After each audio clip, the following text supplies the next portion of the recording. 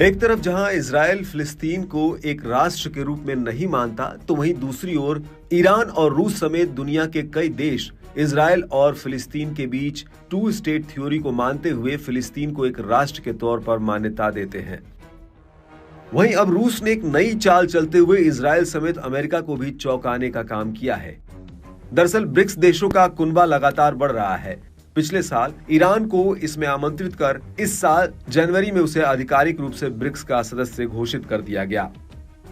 और अब पुतिन ने फिलिस्तीन को ब्रिक्स में आमंत्रित कर अमेरिका के वर्चस्व को चुनौती देने का काम किया है।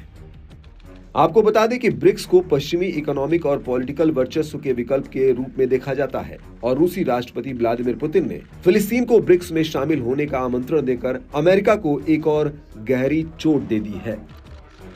अपने इस फैसले से पुतिन ने एक साथ कई चीजें साधने का प्रयास किया है। पहला तो वो एक और देश को अपना समर्थक बना लेगा और दूसरी बात कि वो फिलिस्तीनियों का समर्थक भी बन गया है।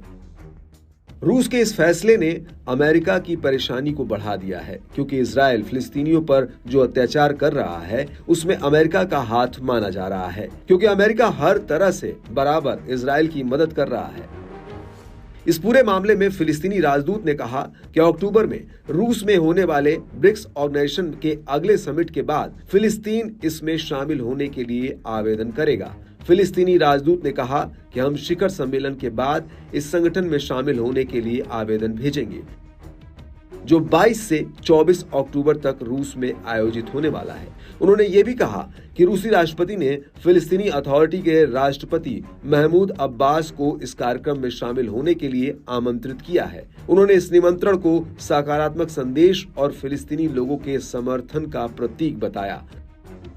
राजदूत ने कहा कि पुतिन ने वादा किया कि शिखर सम्मेलन में फिलिस्तीन के मुद्दे पर एक पूरा सत्र समर्पित किया जाएगा। उन्होंने कहा कि हमें इस शिखर सम्मेलन से काफी सकारात्मक उम्मीदें हैं। आपको बता दें कि ब्रिक्स में ब्राजील, रूस, भारत, चीन, दक्षिण अफ्रीका, ईरान, मिस्र, इथियोपिया और संयुक्त अरब अमीरात शामिल है।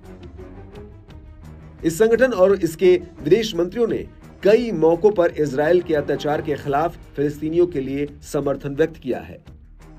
अब माना जा रहा है कि इस संगठन में फिलिस्तीन के शामिल होने से फिलिस्तीनियों के साथ ही उन सदस्य देशों के आर्थिक सहयोग को बढ़ावा देने में मदद होगी, जिनकी मदद में बीते सालों में अमेरिका ने काफी कटौती की है। दूसरा, फिलिस्तीन के ब्रिक्स में शामिल होने से फिलिस्तीन को ज्यादा बड़े पैमाने पर राजनीतिक समर्थन भी मिल जाएगा।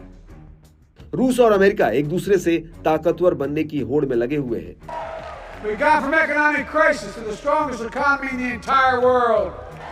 लेकिन ये आने वाला समय बताएगा कि कौन आगे निकल पाया है।